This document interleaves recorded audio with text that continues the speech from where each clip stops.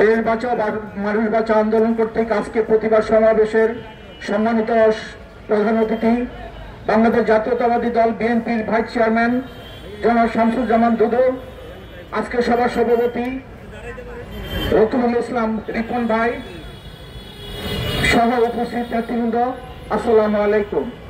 আজকে আমরা যে সমাবেশে এসেছি এটা খুবই গুরুত্বপূর্ণ, কারণ গণঅভ্যুত্থানের পরে যখন আমরা নির্বাচনের একটা আমাজে ফিরে যাচ্ছি তখনই এই দেশটাকে নিয়ে নির্বাচনকে নিয়ে ষড়যন্ত্র শুরু হয়েছে।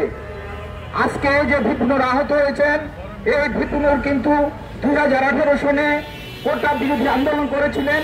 সেই কোটা বিরোধী আন্দোলন থেকেই 2024 সনে ছাত্ররা কোটা সংস্কার আন্দোলনের উজ্জীবিত হয়েছিলেন এবং সেই কোটা সংস্কার আন্দোলন থেকেই বাংলাদেশে গণঅভ্যুত্থান হয়ে ফ্যাসিস্ট সরকার এই দেশ থেকে বিতাড়িত হয়েছিল। আবার এই যে খন্দকার লুৎফর রহমান জাতীয় সভাপতি, উনি এই রাজপথে থেকে এই 15.5 বছর শেখ হাসিনা বিরোধী আন্দোলন করেছিলেন। সুতরাং এই দুইটা হামলার পেছনে আমরা দুইটা ষড়যন্ত্র দেখতে পাচ্ছি। একটা ষড়যন্ত্র হচ্ছে এই দেশের নির্বাচনে যে পরিবেশ সৃষ্টি হয়েছিল সেইটাকে ধ্বংস করা, নির্বাচন যেন না হতে পারে, নির্বাচন যেন পিছিয়ে যায়, সেই ষড়যন্ত্র।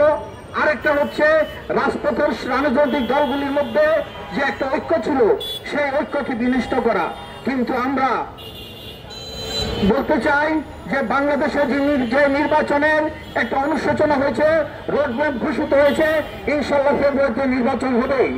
আমি ন্যাশনাল ডেমোক্রেটিক পার্টির পক্ষ থেকে এই দুই হামলার জন্য যারা এর সঙ্গে সংশ্লিষ্ট তাদের বিচার চাচ্ছি, দুঃখ প্রকাশ করছি এবং তীব্র নিন্দা জানাচ্ছি।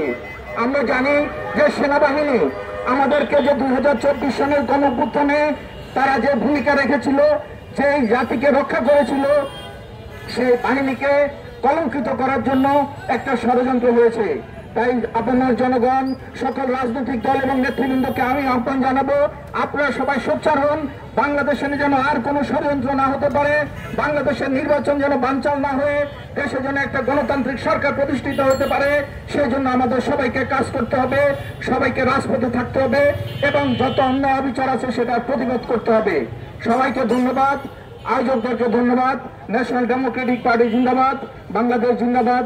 আসসালামু আলাইকুম।